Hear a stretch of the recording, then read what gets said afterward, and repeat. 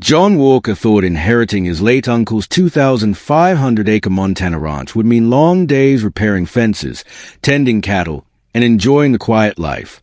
Instead, on his very first morning, he noticed a steady line of SUVs, delivery vans, and pickup trucks driving across a dirt road that cut through the middle of his property. Every driver acted as if the road belonged to them, yet no one stopped to ask permission. Curious, John spent the afternoon watching the traffic and realized every vehicle was heading toward the nearby HOA community.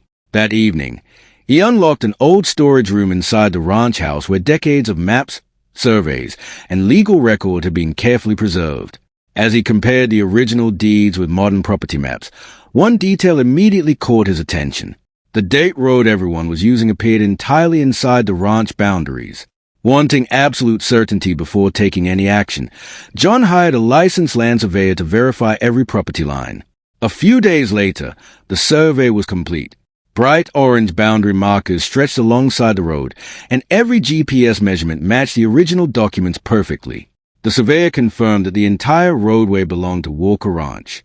Not long after the markers appeared, the HOA president, Jennifer Collins, arrived with board member Mark Stevens. Confidently holding a folder of HOA paperwork, they insisted the road belonged to the neighborhood and demanded that John remove the survey stakes immediately. John remained calm, explaining that he preferred official records over assumptions. Rather than arguing, he drove to the county records office and requested every historical document related to property. Clerks reviewed decades of deeds, easement records, and archive surveys. After hours of searching, they found no recorded public access easement across the ranch. With the facts finally confirmed, John hired a contractor to install a secure steel gate at the entrance. Before closing it, he posted a professional notice explaining that the road was private property and that any future access would require a formal legal agreement. The next morning, the gate was closed. Within minutes, traffic backed up outside the ranch entrance as commuters, delivery drivers, and contractors searched for another way into the neighborhood. Confusion quickly spread throughout the HOA. That evening, the board gathered for an emergency meeting, convinced the ranch owner would eventually give in. Instead, someone called the county sheriff. When the sheriff arrived, John politely handed over organized copies of every survey, deed, and county record.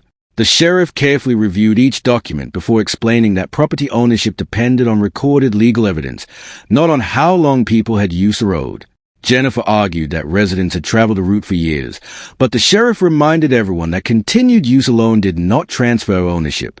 To remove any remaining doubt, county officials compared historic surveys with modern GPS mapping and digital property records. Every document reached the same conclusion. The ranch boundaries had never changed, and the road remained entirely inside John's property. As this information became public, many homeowners admitted they had never seen the original land records and began asking the HOA board difficult questions. Rather than celebrating, John offered a practical solution. He proposed negotiating a recorded easement that would allow residents to continue using the road while clearly protecting the ranch owner's property rights. County officials arranged a formal meeting where both sides reviewed every document together. With the evidence impossible to dispute, the HOA board accepted the findings and shifted its focus toward cooperation instead of conflict. John presented a straightforward agreement outlining maintenance responsibilities, safety rules, insurance requirements, and permanent legal access. The proposal protected the ranch while giving residents a reliable entrance they needed. After careful review, both parties signed the documents, and the county officially recorded the easement. The following day, John unlocked the ranch gate once again. Vehicles passed through at a respectful pace.